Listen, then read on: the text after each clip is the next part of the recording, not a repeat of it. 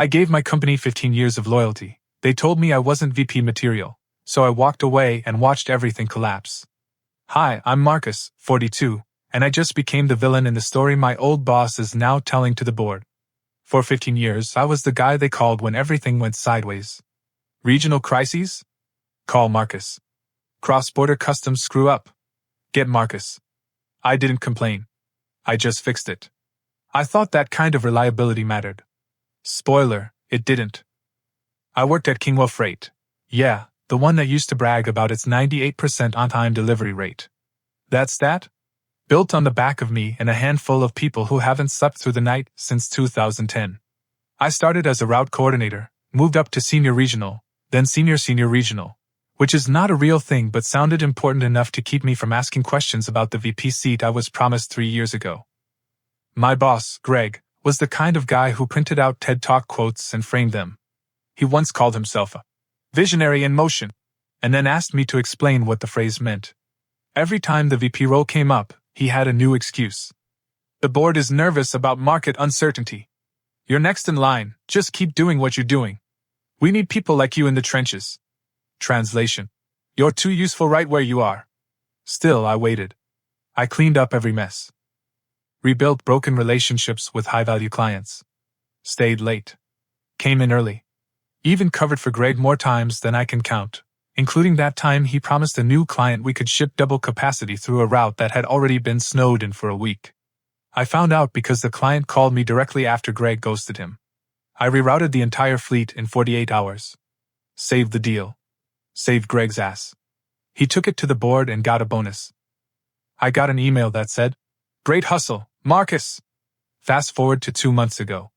I'm sitting in Greg's office, across from a ficus that's been dead since COVID, and he tells me, like he's reading off a receipt, that the VP expansion is on hold indefinitely. Just like that.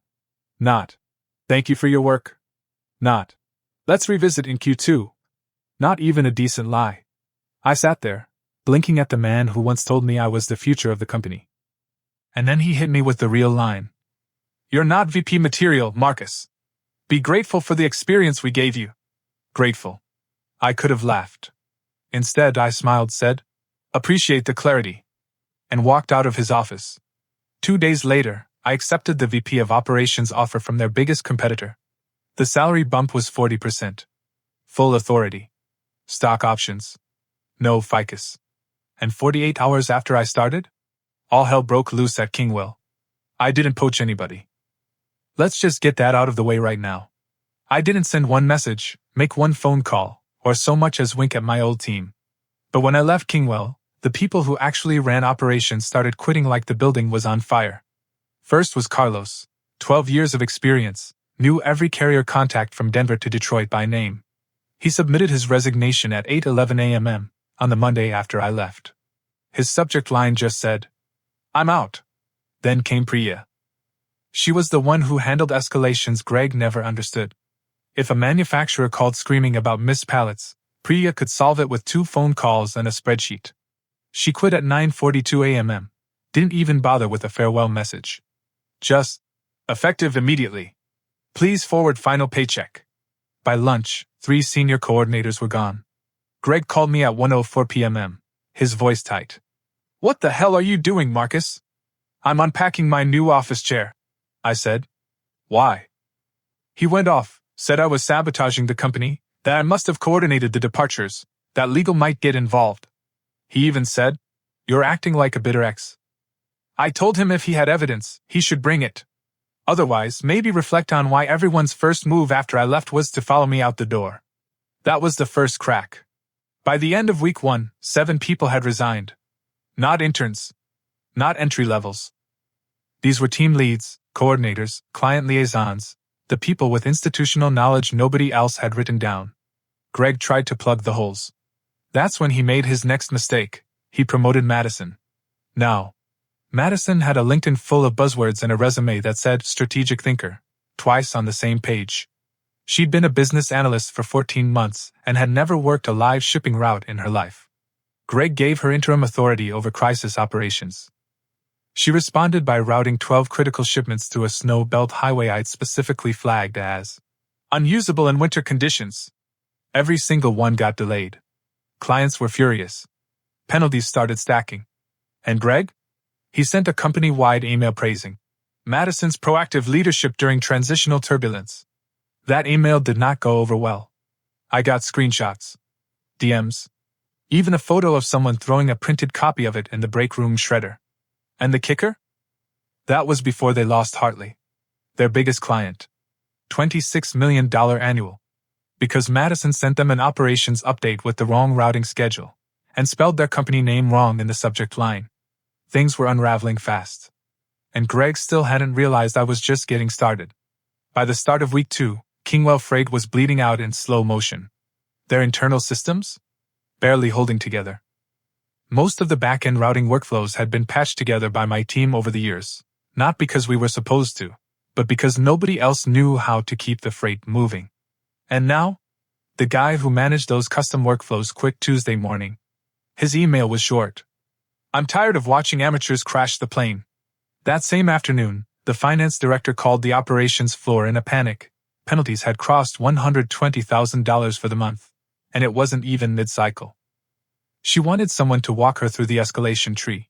Except there was no one left who knew where the escalation tree lived. And the rest of the team?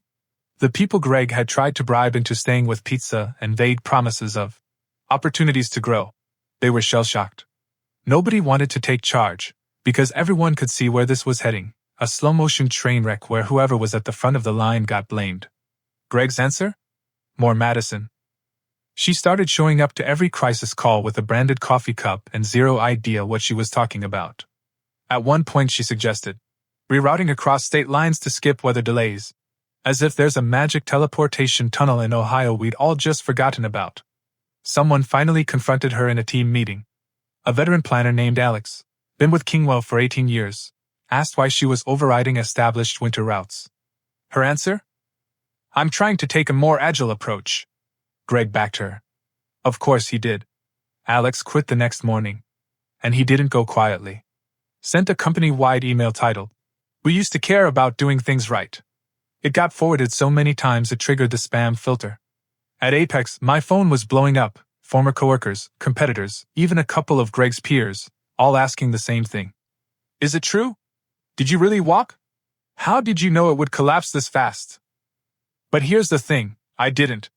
I just knew that when you spend 15 years propping up a system run by people who don't understand it, and you finally walk away, the crash isn't a surprise. It's gravity. By the end of week 2, I had 6 job applications from former colleagues sitting in my inbox.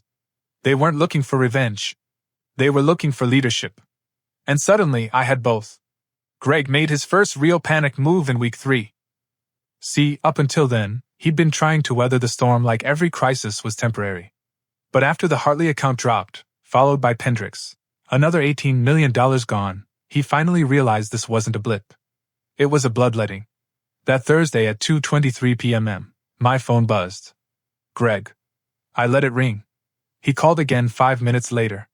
Then a text. Need to talk. We're ready to revisit the VP offer. I stared at the screen for a long time. When someone spends years treating you like a backup generator, you don't exactly rush to flip the switch for them when the lights go out. I waited a full hour. Then called him back. He answered on the first ring. Marcus, he said like I'd just returned from the dead. I've spoken with the board. They're authorizing a full package. Title. Salary. Equity. Whatever Apex is paying you will match and exceed it. I didn't say anything. Full operational authority, he added. You wouldn't report to me. You'd report directly to the board. Clean slate. Ah. There it was. The desperation, fully bloomed. You told me I wasn't VP material, I said calmly. I was wrong. No, I replied. You were honest. That was the one honest moment we had. He went quiet. I need you back, Marcus. This place is burning down. We've lost nearly $60 million in contracts. There's chaos on every floor. We don't know how to fix it. And I told you how to fix it 2 years ago. I said. You laughed. Remember that? He didn't answer.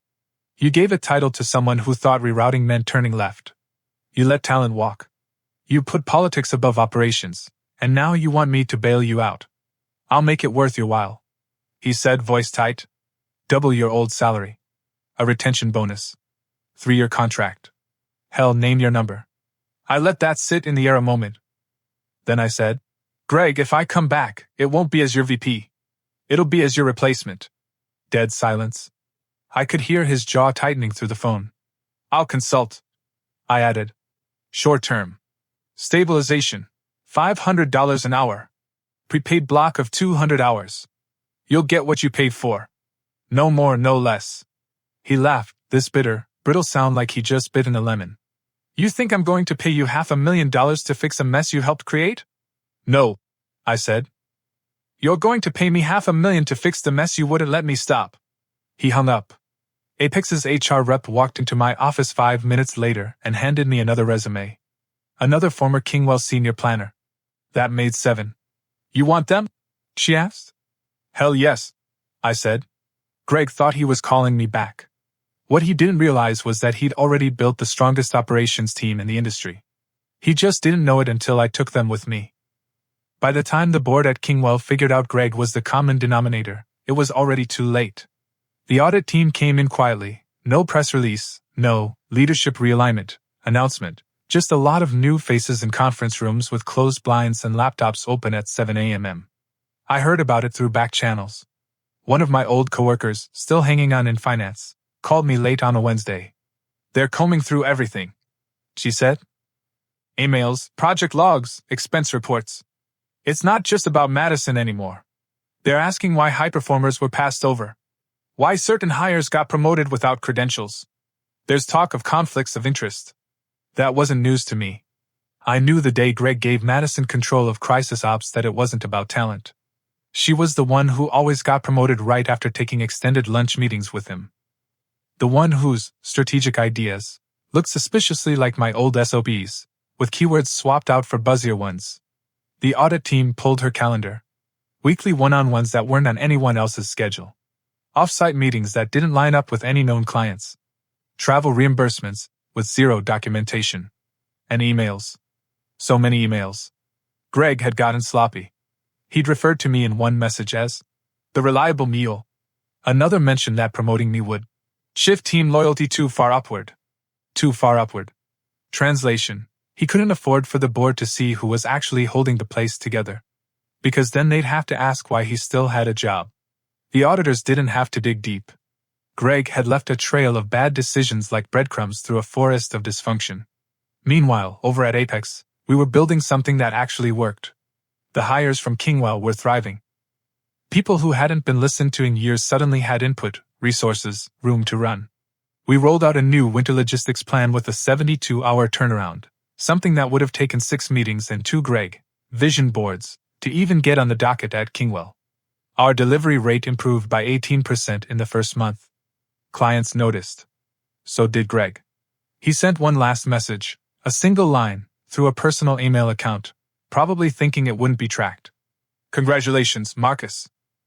You finally made it. No apology. No responsibility. Just a man watching the house he built on top of other people's backs finally sink into the foundation. The next morning, I got a call from an unfamiliar number. When I answered, the voice on the other end was tired, clipped, and clearly reading from something formal. This is an official inquiry from Kingwell's outside counsel. We're conducting a post-separation interview and would appreciate your cooperation. There it was. Greg was no longer in control of the story. Now it was my turn to talk. The interview was conducted over Zoom, but it might as well have been a courtroom. 2 people on the other end. One, a stiff-collared attorney from a big-name corporate law firm. The other, an HR rep from an outside agency brought in to ensure neutrality. Which is legal speak for, we know it's bad and we don't trust our own people to investigate it properly. Marcus, the lawyer began, folding his hands like he was about to debrief a witness. We appreciate you taking the time. We're trying to understand the sequence of events leading up to your departure and the circumstances that followed. He said it like I'd died suddenly and they were interviewing my ghost. I kept my voice neutral. Happy to provide clarity. They started with softballs, compensation history, performance reviews, workload distribution. I answered everything factually, professionally. No heat. No spin. Just dates, documents, and the unflattering truth baked into my digital paper trail. Then they got to the real question.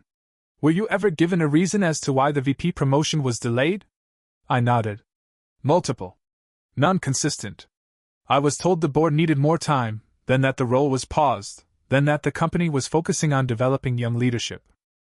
Then, finally, I was told I wasn't VP material and should be grateful for the experience. The lawyer's mouth twitched, just a little. The HR rep wrote something down. Were you aware of Madison Nolan's promotion into an interim operations leadership role following your departure? I was made aware by former colleagues. I wasn't consulted. And in your opinion?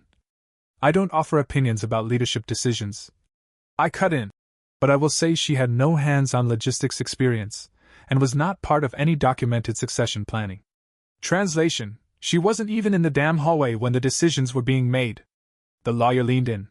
Did you suspect any personal relationship between Greg Langford and Ms. Nolan during your tenure? I paused. This was the moment. The point where I could drop the match, or play the saint. I chose neither. I believe there were patterns of decision-making that didn't align with performance or qualifications, I said carefully. That's all I'll say. The HR rep nodded. That's enough. 2 weeks later, Greg was gone. Not retired. Not moving on to pursue new opportunities. Terminated. For cause. The internal memo, which I absolutely was not supposed to see, said his decisions had compromised organizational integrity and violated fiduciary responsibility. Maya, the former analyst turned fake ops lead, disappeared the same day. No press release. No statement. 1 minute she was logged into the system, the next she was wiped clean. Access revoked. Account disabled. Office door locked.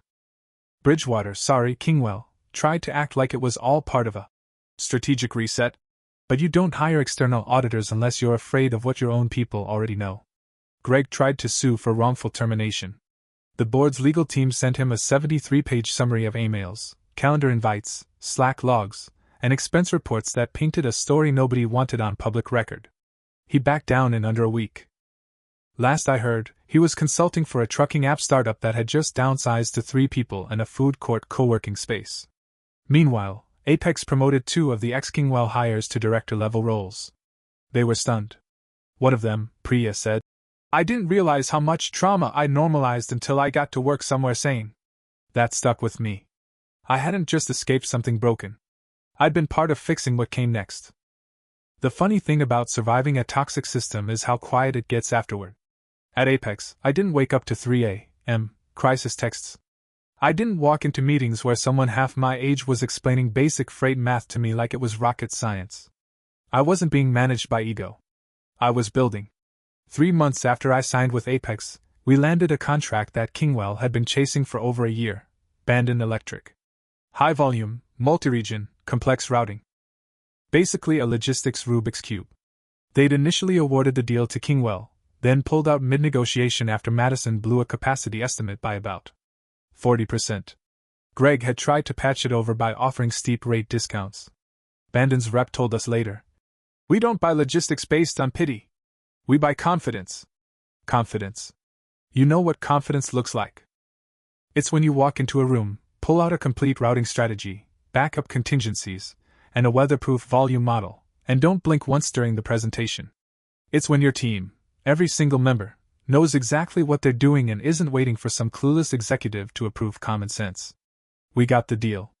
Beat Kingwell's best offer by 15%, without undercutting our margins. That same month, 3 more of my former colleagues came over. The last stragglers. The ones who'd held on out of hope. But by then, they knew there was nothing left to save. Kingwell was in full decline mode. The board brought in a fixer CEO, the kind who makes cuts, renames departments, and rebrands failure as transition. Morale tanked. Clients pulled back. Reputation cratered. I didn't gloat. I didn't need to. See, revenge is loud. But results? Results are quietly humiliating. One day, I got a package at the office. No return address. Inside was a plaque. One of those cheap corporate desk things with a fake gold plate. It read, For reliability in times of crisis, Greg Langford, 2021. His old award. No note. No explanation. Just his name. And proof that, for at least one brief moment, Even he knew who really deserved it. I threw it in my bottom drawer. Not out of spite, but because some souvenirs aren't trophies. They're warnings. 6 months in, Apex asked me to speak at the Western Freight Conference.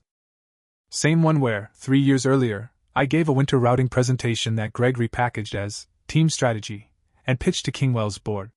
This time, I walked on stage with my actual title printed on the agenda. Marcus Reed, VP of Regional Operations, Apex Logistics. Not guest contributor. Not senior coordinator. Vice President. I started my talk the same way I always do, straight, simple, and without corporate theater. We all know what freight looks like when it's running well. The real question is, what's your system look like when it breaks? That got a laugh from the veterans in the room. Because everyone in logistics knows, freight never fails quietly. It explodes. One delay becomes 10. One bad route becomes a 6-figure penalty. One clueless leader with something to prove can sink your quarter. I didn't name names. Didn't have to. They knew. I spent 20 minutes walking through our new multi-state contingency protocol, built with contributions from half the ex-Kingwell crew, Carlos, Priya, Tessa, Alex, all of them now in leadership roles at Apex. We'd taken everything we weren't allowed to do back at Kingwell and built it into the backbone of our operations. We didn't just prevent disaster. We outmaneuvered it. Afterward, a guy from a mid-tier logistics firm came up to me and said, "I've been hearing about you. Word is, you walked away from a dumpster fire and built a rocket ship." I smiled. "We weren't the fire," I said. "We were just the fuel they never learned how to use." 2 weeks after the conference, Kingwell formally withdrew from 3 major shipping bids. Couldn't meet minimum staffing requirements. Their names still came up in meetings, but not as competition. As a cautionary tale. The phrase people used was, "a leadership problem." Internally, Apex started a new training program. Field to Lead. Promoting directly from ops roles into strategy leadership. No politics. No shiny MBAs required. Just results. It was Priya's idea. Carlos refined it. I rubber-stamped it. That was the moment it hit me. This wasn't about revenge anymore. This was about legacy. Greg had tried to bury me. He forgot one thing. I was the infrastructure. And now? I was building the whole damn foundation somewhere else. A few weeks later, I got an email that made me sit back in my chair and just stare for a minute. Subject line: Lunch? Sender, Janice Trammell, chair of Kingwell's board of directors. I hadn't spoken to her since that awkward Christmas party where Greg introduced me as his logistics guy. Like I was the office printer with a pulse. She nodded politely, said, "Keep up the good work," and floated off to the corner with the executives sipping top-shelf bourbon behind a velvet rope. Her email was polite. Vague. Just said she was in town meeting with key partners and would appreciate a conversation. I forwarded it to Apex's general counsel just in case. Then I replied, "Sure. 1 hour. Neutral location. Bring your own salad." We met at a quiet restaurant that looked like it hadn't seen a freight worker since 1993. She arrived early, ordered sparkling water, and got straight to it. "Marcus, I owe you an apology." That threw me off more than I expected. "You don't owe me anything," I said. "Yes," she insisted, folding her napkin slowly, like she was trying to control the words. "I do. I should have seen it. Greg, he managed upward well. We thought his confidence was competence. We mistook your consistency for convenience." That last part stung. Because it was true. I'd been the dependable one for so long, they stopped seeing me as a decision maker and started seeing me as a default setting. "We've had 3 consulting firms review the collapse," she continued. "Every report said the same thing, systemic failure from the top down. And your name came up in every conversation. Not as a culprit. As a missing component." I stayed quiet. "I'm not here to recruit you back," she said. "I know better than that. But I am here to ask a favor. Help us design the rebuild. Not run it. Just architect it. One-time engagement. No politics. Just structure. We're not looking for a miracle. We're just looking to stop the bleeding." I thought about it. Not because I needed the money, Apex paid me more than fairly, but because there was a weird, quiet satisfaction in the idea. Fixing something, once they finally admitted it was broken. I quoted her my consulting rate. She didn't blink. I added a clause, I pick my team. No questions asked? She nodded. 1 week later, I walked back into Kingwell Freight for the first time since the day Greg told me I wasn't leadership material. Same walls. Different posture. Because this time, I wasn't walking in as someone trying to prove my worth. I was the proof. The first thing I noticed walking back into Kingwell? The silence. Not calm, productive silence, resigned silence. The kind you hear in a place where no one's sure who's in charge, so everyone just lowers their heads and tries not to be next. Half the desks were empty. Some were cleared entirely, others still had coffee mugs and personal photos left behind like the people vanished mid-task. The energy I remembered, chaotic but sharp, was gone. Replaced by something heavier. Slower. I met with the interim COO, a quiet, capable guy named Brendan, pulled in from another company the board had salvaged during a merger crisis. He was blunt. Marcus, I don't need a PowerPoint. I need a spine. Give us a structure that can walk on its own. So that's what I did. I started with the part nobody ever wants to admit is broken, communication. At Kingwell, everything had been vertical, Greg at the top, everyone else waiting for permission to sneeze. I flipped it. Created lateral lanes for routing, risk, and recovery teams to operate independently with shared access. No more waiting on a VP to approve a winter storm detour that needed to happen yesterday. Then I audited every process I'd ever been forced to patch. Some of them, Greg had mangled so badly they looked like DIY plumbing jobs, solutions held together with digital duct tape and prayer. We rebuilt them clean. I called in Carlos and Priya, not to bring them back, but to consult. Hourly. At premium rates. I wanted them paid to educate, not rescue. And they delivered. Professionally. Brilliantly. Without an ounce of pettiness. Janice, the board chair, came to observe one of the workshops. Afterward, she pulled me aside and asked if I'd consider extending the contract. I told her no. Not because I was bitter. Because this chapter? It needed to end. I'll leave behind a blueprint, I said. But you need to build it without me. The company shouldn't hinge on one person. That's how you lost it in the first place. She nodded. We won't forget what you did here. You already did once, I said, not unkindly. Make sure the next Marcus doesn't need to burn the place down to get noticed. I walked out of Kingwell Freight one last time, blueprint in hand, invoice approved, inbox empty. Back at Apex, I slid into my chair, looked around at a room full of people who'd followed me through fire, and realized. This, not the comeback, not the vindication, this was the win. The system we built. The people who finally got to lead. The place where the ones holding it all together actually got credit for it. This isn't the end. But it sure as hell felt like closure. About a month after I finished the consulting engagement, I got an email from a college senior named Leo. Logistics major. Said he'd watched my Western Freight Conference talk on YouTube and had a few questions about operational leadership. I almost ignored it. Not because I didn't want to help, but because I assumed it was one of those spammy networking things. But something in the message stopped me. You talked about building systems that survive when you're not in the room. Nobody ever teaches us that. They just teach us how to chase titles. So I replied. Said sure, let's do a call. 30 minutes. Zoom. Keep it simple. We ended up talking for an hour and a half. He asked real questions. Not, how do I get promoted fast? Or, what should I say in an interview? He asked how to lead when you're not the loudest person in the room. How to get buy-in when you don't have a title. How to stay steady when someone above you is making reckless calls. I gave it to him straight. Document everything. Make your wins undeniable. Build systems that don't need you. And when the time comes, walk, don't beg. He took notes like his life depended on it. Before we hung up, he asked, how did you know when it was time to go? That question hit different.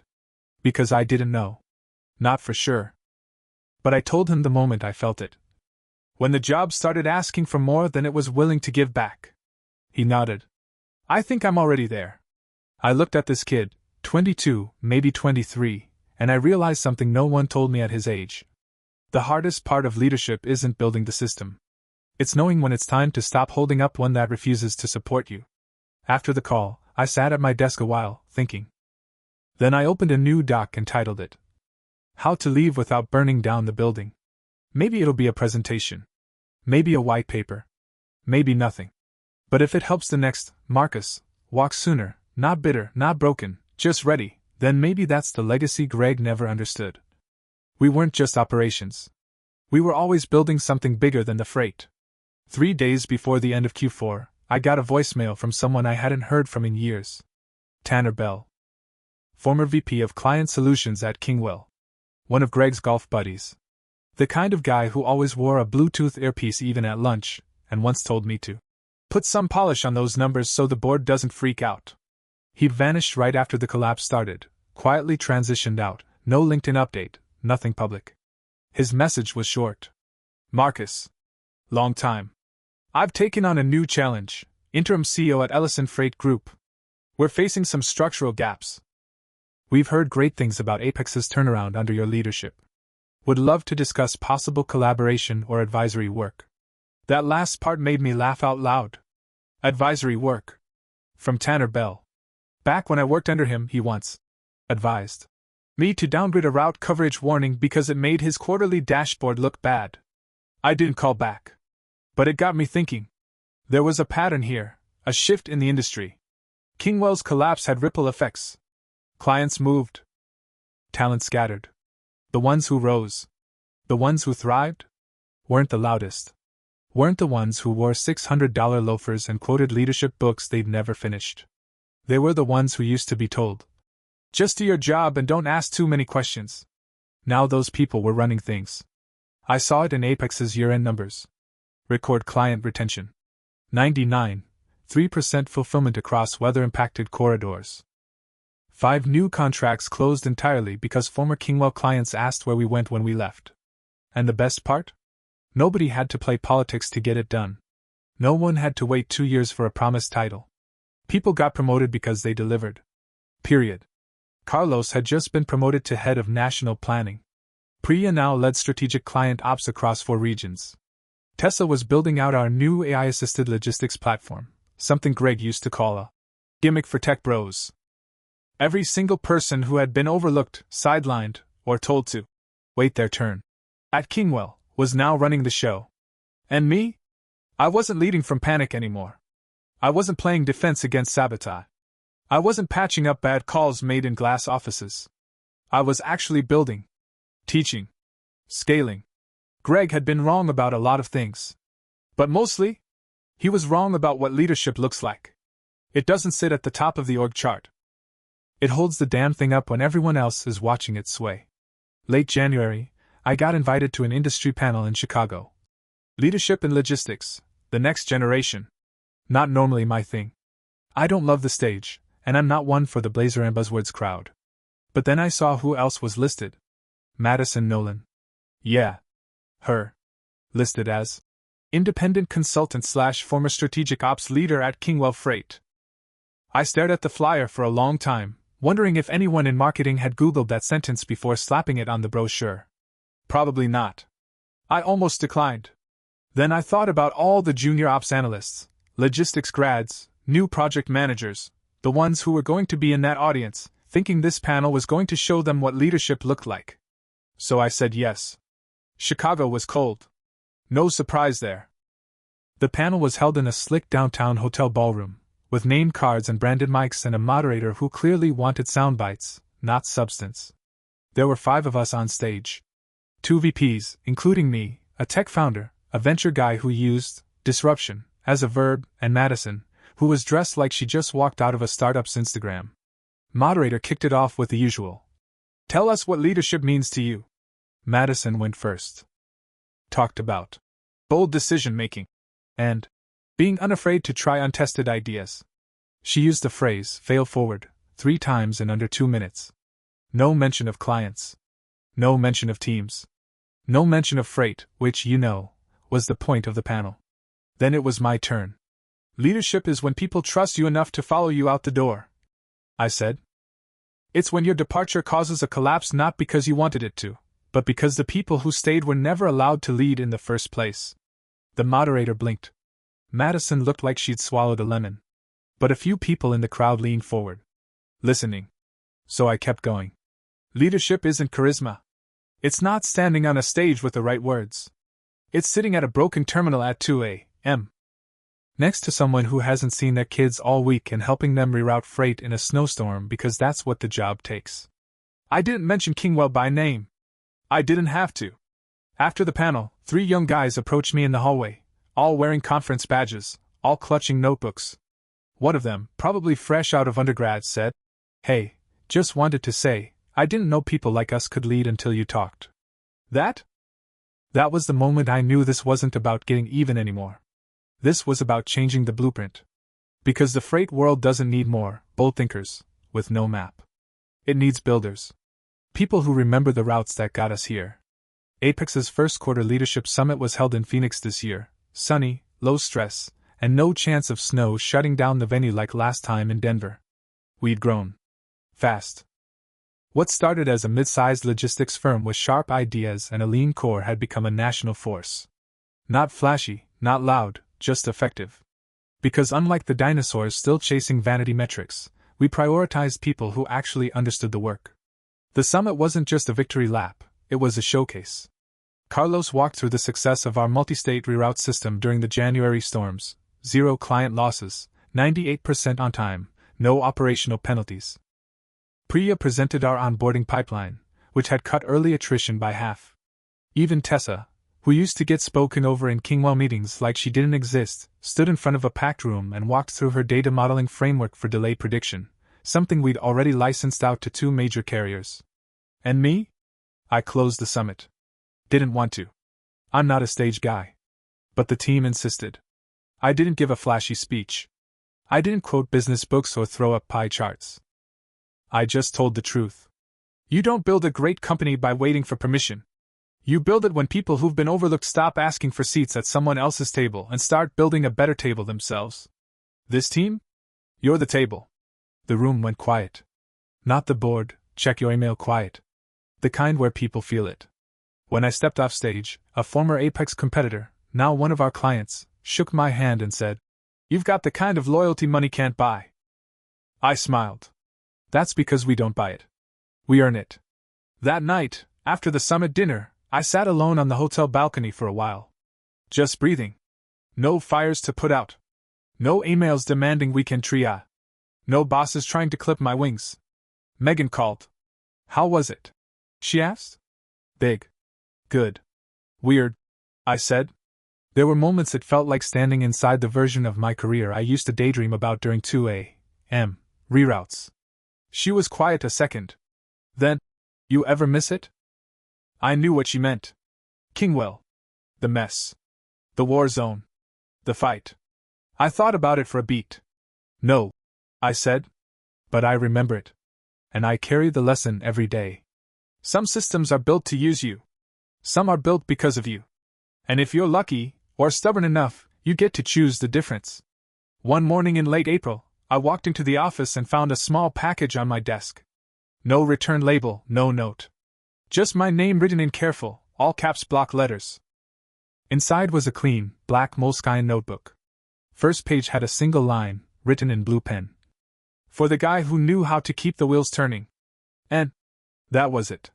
No signature, but I didn't need one. It was Nathan, Apex's CEO. The guy who took a chance on me when I was just a resume of unclaimed victories and system blueprints nobody else respected. The man who never once asked me to prove I was leadership material because he already knew it. I smiled, flipped to a blank page and wrote, "New routes. No apologies." Felt fitting. Because things had changed. Not just for me, but for everyone who'd ever sat in a meeting, watched someone take credit for their work, and told themselves to hold on just a little longer. I get messages every week now. People from other companies, folks still inside old-school hierarchies, asking if we're hiring. Telling me they've read our white papers. That they watched the panel. That they'd never realized how badly they were being underused until they saw someone like them running the show. A few are bitter. Most are just ready. And for every one of them, I try to leave a little breadcrumb. A story. A system. A note that says, "You're not crazy. You're just underled." Last week, one of my old Kingwell guys, someone who used to build reroute models in silence while managers ignored him, landed a director role at another competitor. He messaged me just 3 words. "We're taking over." And he wasn't wrong. Because this movement? This quiet shift? It isn't about revenge anymore. It's about reclamation. Of roles. Of value. Of truth. And for the first time in a long time, I don't feel like I'm surviving corporate life. I feel like I'm rewriting it. It was a Tuesday when I got an email from a journalist. Subject line: seeking comment, Kingwell collapse, inside a logistics meltdown. I almost deleted it, assuming it was spam. But then I read the first line. We're publishing a piece on the post-war era at Kingwell Freight and the exodus of senior talent that reshaped the logistics industry. Multiple sources have mentioned your name. Ah. So the story had finally reached the press. I sat with that for a moment. For 15 years, I'd been invisible. The guy who fixed things quietly. The name left out of presentations. The person who made the problems disappear before they ever made it to a whiteboard. And now?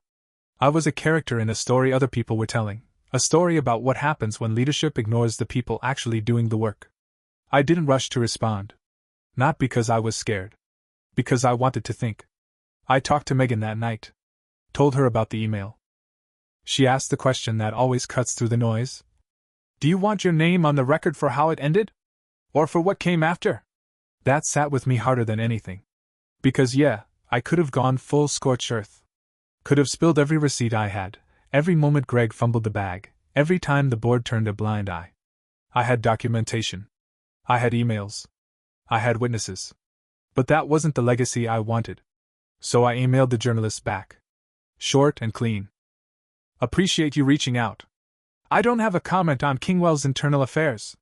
But if you're writing a story about resilience and rebuilding, I'm happy to talk about Apex, and the team that proved what leadership really looks like when you stop holding people back. She responded within the hour. We scheduled a call. And when it was done, I closed my laptop and looked around the office. Tessa was sketching out a new capacity model on the whiteboard. Carlos was deep in a client call, laughing about something I couldn't hear.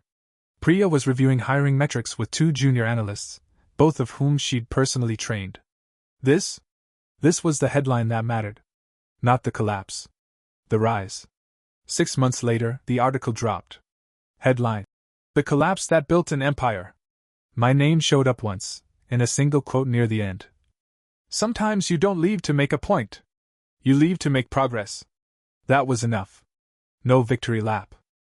No revenge tour. Just a quiet truth planted in the rubble. And somewhere in a better run building, another, Marcus, read it, stood up, and finally walked.